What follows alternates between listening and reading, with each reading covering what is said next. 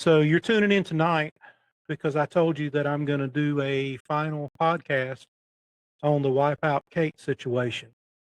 I've had a lot of people almost daily contacting me, asking me for an update on Wipeout Kate. I've even had people that have accused me of not trying to follow up. I've got call logs that show that I contacted Larry probably a little more than he wanted me to, but trying to find out what's going on. So tonight we're going to talk about a story that many of you have followed for months. The story of Wipeout Kate. This is not another update video. It's not a call to action. It's not an attempt to restart an old controversy. Tonight is intended to be the final podcast on this subject. The purpose of tonight's program is simple. Review the timeline, review the facts, and review the things we don't know. To document the efforts that were made to follow up, and to answer some of the criticisms that have been directed towards me over the several months. I've seen a lot of comments. I've seen a lot of people say nobody followed up. And I've seen a lot of people say that the story was abandoned. I think I'm going to go ahead and put that to rest right now.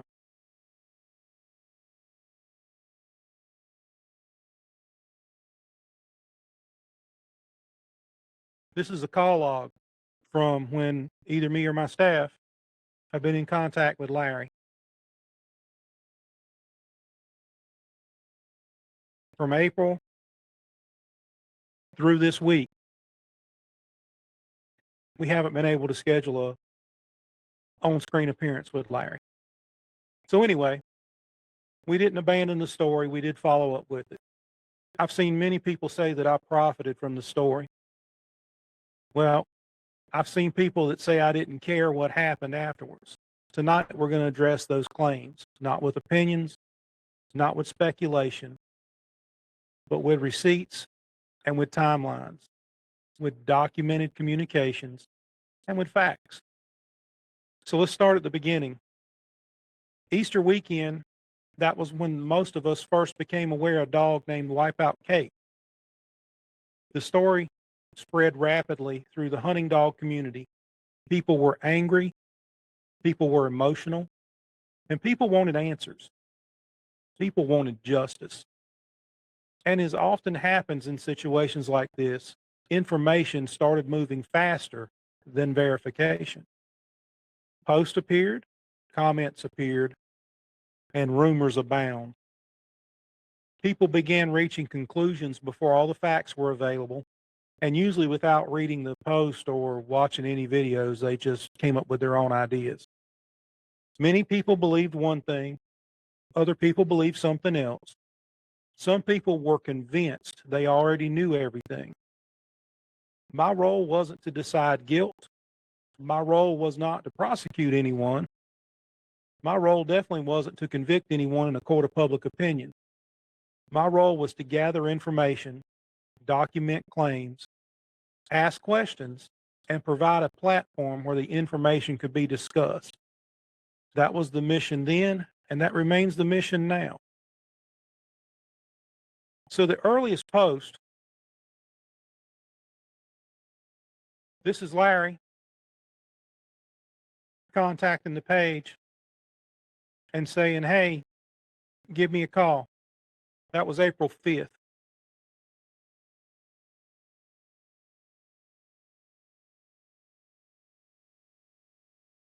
So got back with Larry and we scheduled an appointment where we were going to do a podcast on April 7th.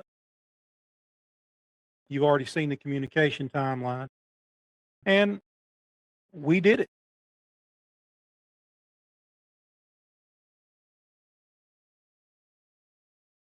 Now, one thing I want to make very clear, I didn't create this story.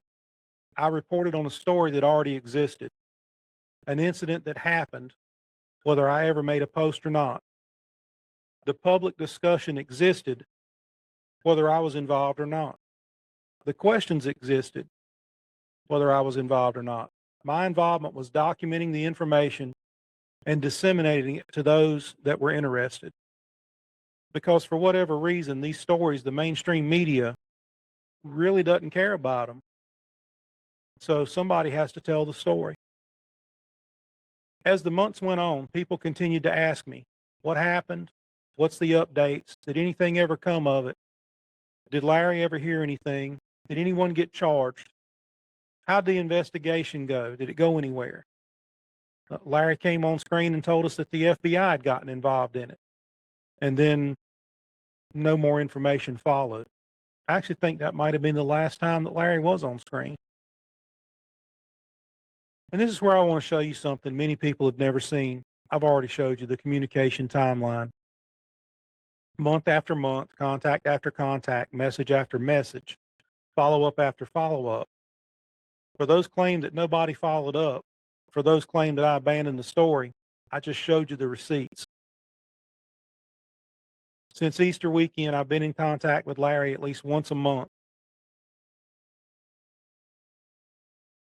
oftentimes multiple times during that month, seeking updates, seeking clarification, seeking new information, and asking if there had been any movement, asking had there been any developments, asking if anyone knew anything the public should know. Those communications exist, the dates exist. We catalog everything. I've got all the text messages. I'm not going to show them all tonight. We'd be here all night. I did show you the log a minute ago, and they speak for themselves. Now, I want to be fair. Not every contact produced new information. Sometimes it was a quick, hey, is anything going on? And the reply was, nope, nothing's going on. And that's how real investigations work. Sometimes simply there isn't an update. Sometimes there isn't new information. And sometimes the answer is nothing's changed. That doesn't mean nobody followed up. It means that nothing was new to report. And there's a difference. Another criticism I've heard is that some people believe I somehow turned this into a money-making venture. I can assure you there's no money in this. That accusation's been repeated enough that I think it deserves a response, not an emotional response, but a factual one. My pages are monetized with Facebook, and this occurred in April of 2026. So I took in a combined total in April of 2026 of $322.62. I got the receipts. That's a reality. That's not thousands. That's not tens of thousands. That's not life-changing money. That was less than I pledged to the reward fund to find Wipeout Kate's killer. I pledged $500. I took in 322. It's also something needs to be noticed that Larry's story is not the only story I covered in April of 2026. So only a fraction of that is his story. So that's for transparency. $322.62. If you think I'm getting rich, making a fortune, whatever, I'll sell you the business. You can see what you can do with it. Maybe you'll get rich. Now let's discuss the other side of the ledger. Operating these pages costs money. Streaming services cost money. What I'm doing right now costs money. Software costs money. Equipment costs money. Websites, storage, phone calls, time. Time costs money. Time is money. Even with everyone volunteering their time and helping for free, the page's expenses exceeded what we took in. That's just a fact. Nobody's getting rich doing this. So let's move on down to the donations.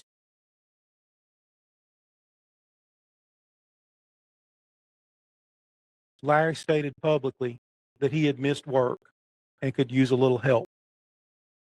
Because of that, I shared his payment links. Not mine, his. We had a conversation, and I verified his information so that I could put up his Venmo or Cash App or both. I don't remember which. But so that you guys could send some money to him. He'd been out of work, said he hadn't worked since the incident. I didn't collect donations. I didn't process donations, and I didn't receive donations. I didn't take a percentage. I don't know how much money was sent to Larry. I never asked because it wasn't my business. If viewers chose to help Larry, that was between them and Larry, period. I was not involved in it. I just shared his information. And honestly, that's the way it should be. When you do good works for your fellow man, you're not doing it for the applause. You're not doing it for recognition. And it's not done for social media points. Your creator sees your actions. Your creator sees your thoughts. And your creator sees your heart. And one day you will stand in front of your creator and you will account for your actions. The people that helped him did so because they wanted to help and their heart led them to that. And the credit belongs to them. Now let's talk about the bigger picture, what actually happened. We know that that Wipeout Katie was on the tree. Somebody unalived her right on the tree. Her collars were removed, and as far as I know, those collars have not been recovered today. I did a few podcasts, I think 2 or 3. It seems like way more because I chop them up into short reels and publish the reels. I can't get you to sit down and watch a 1-hour video, but I can get you to watch 15 1-minute reels. That's amazing to me, but that's just the way we're programmed as people nowadays, I guess. So the reward fund was handled. There was 2 reward funds. One was handled by Joy Dog Food, and Joy Dog Food was who I was in communication with. The other reward fund, I don't know who was in charge of it. I didn't handle the money. So if you've got a question about the money, you could talk to Joey Dog Food about it. Um, I didn't handle it, so I can't tell you if it's still in a reward fund, if it was distributed, if it was given back. I don't know. But I will say this: if you're interested in what happened to the reward fund, if you don't have money in it, it's really none of your business. I pledged $500.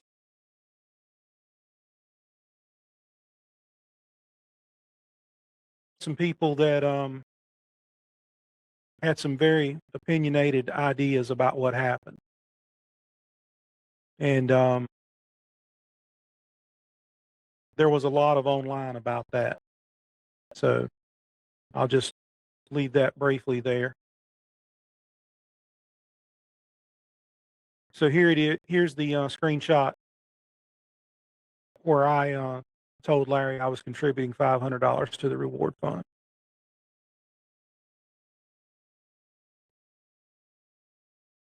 If new information emerges tomorrow, I will evaluate it.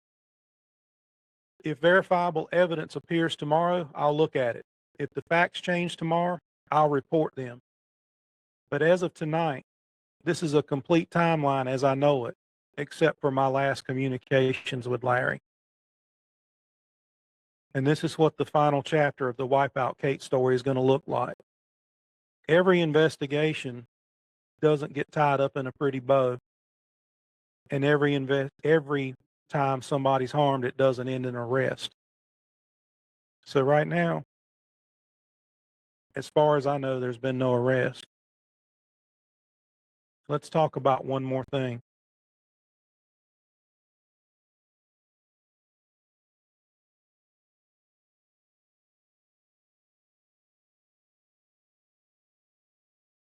When I talk with Larry, I've been trying to schedule an on-screen meeting with him for a couple of months. So recently I had another podcast going and I messaged Larry and I said, "Hey guy, can we get on at 10 p.m. tonight? I sent you a link." He told me to let me know he wasn't sure. And this was the kind of response I'd gotten for about 2 months. There was always, I'm not sure, I don't know. And the night prior to this, he had told me that, no, we'll do it tomorrow night. So I said, well, I've already got it scheduled based on what you told me last night. If 5 minutes will be fine. I mean, that's all I need. I need you to tell the people that are following your story, that are very interested in your story, that that there's nothing else to tell. I've told them repeatedly, but they want to hear it from you. So this was the reply I got.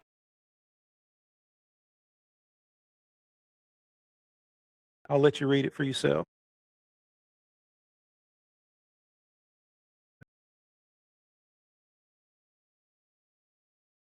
So the reply from Larry.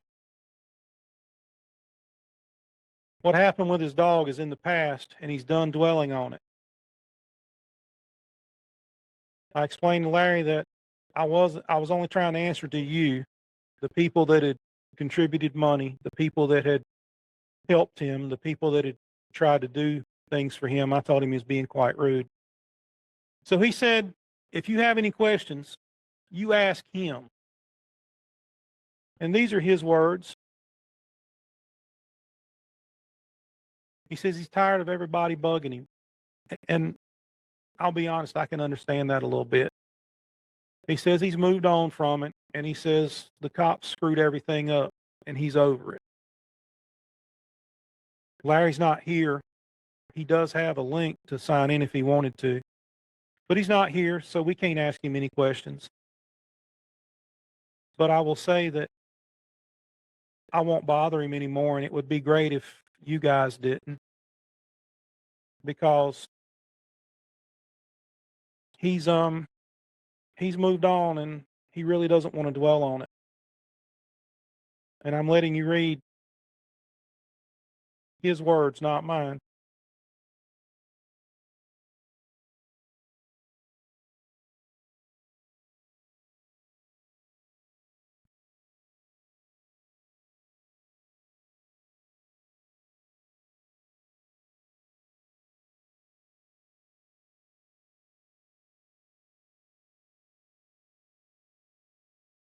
To everyone that provided information, and to everyone that asked questions, everyone who disagreed respectfully, and everyone who tried to help, everyone that donated money, everyone that sent help to Larry directly,